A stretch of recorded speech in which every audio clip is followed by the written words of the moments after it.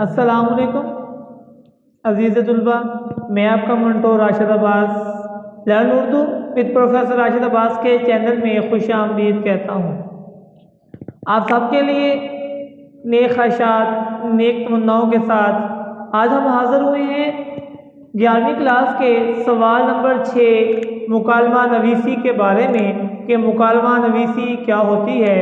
آئیں ہم دیکھتے ہیں کہ مکالمہ نویسی کسے کہتے ہیں اور مکالمہ لکھنے سے پہلے ہمیں کن کن باتوں کا خیال رکھنا پڑتا ہے، اور بچے مکالمہ لکھتے ہوئے کون کون سی غلطیاں کرتے ہیں جس سے ان کے نمبر کٹ جاتے ہیں۔ تو آج ہم دیکھیں گے کہ وہ تمام غلطیاں یعنی ساری غلطیاں جو بچے کرتے ہیں انہیں وہ ہم نے کیسے ٹھیک کرنا ہے۔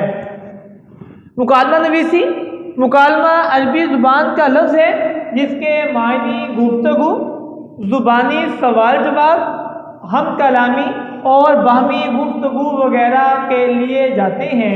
اس کے بعد ہم دیکھیں گے کہ اسلام میں دو یا دو سے زیادہ افراد کے درمیان گفتگو کو مکالمہ کہتے ہیں۔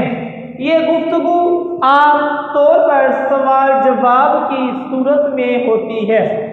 اب ہم چند اہم نکات بتائیں گے آپ کو کہ آپ نے مکالمہ لکھنے سے پہلے ان چیزوں کا خیال رکھنا ہوگا۔ مکالمے کی زبان سادہ اور عام فہم ہونی چاہیے، یعنی کہ پڑھنے والے کو سمجھ آ جائے کہ آپ کیا بات میں بتانا چاہتے ہیں۔ مکالمے کو ایک منطقی ترتیب سے آگے بڑھانا چاہیے، یعنی کہ موضوع کی ایک ترتیب ہو کہ پہلے کس کو بیان کرنا ہے اور پھر کس بات کو لے کر آنا ہے۔ گفتگو میں تسلسل نظر آنا چاہیے، اور پھر گفتگو کے درمیان اگر موضوع اشعار، احادیث یعنی کہ آیات، برحملہ اقوال اور ظرافت شوخی مکالمے کا حسن ہوتے ہیں۔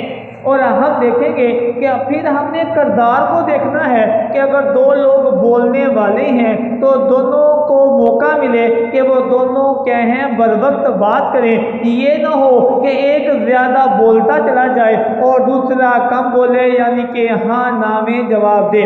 آئے ہم دیکھتے ہیں کہ مکالمے کو ہم نے کیسے لکھنا ہے۔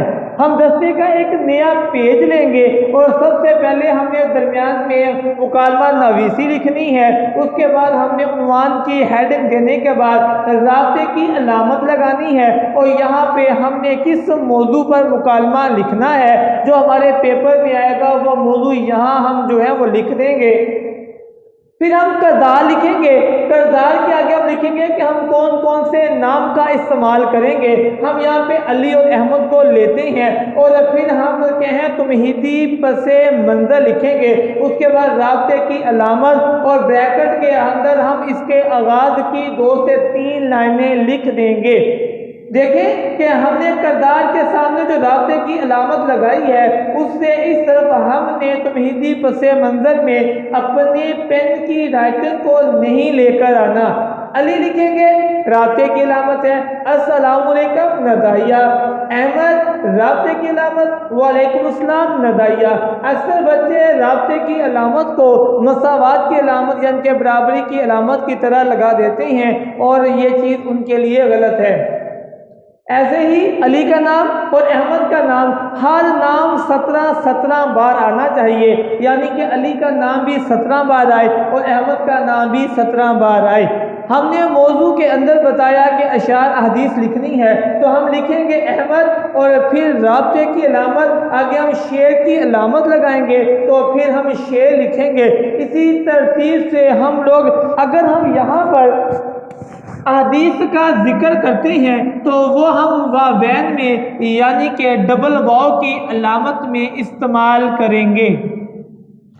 اور ہم نے کہا اچانک سے مکالمے کو ختم نہیں کرنا، بلکہ اختتامی پس منظر لکھنے کے بعد پھر ہم نے بریکٹ کے اندر کیا ہے ایک لائن میں اللہ حافظ کے بعد اختتامی پس منظر اور پھر اختتامی پس منظر بریکٹ کے اندر لکھنا ہوگا۔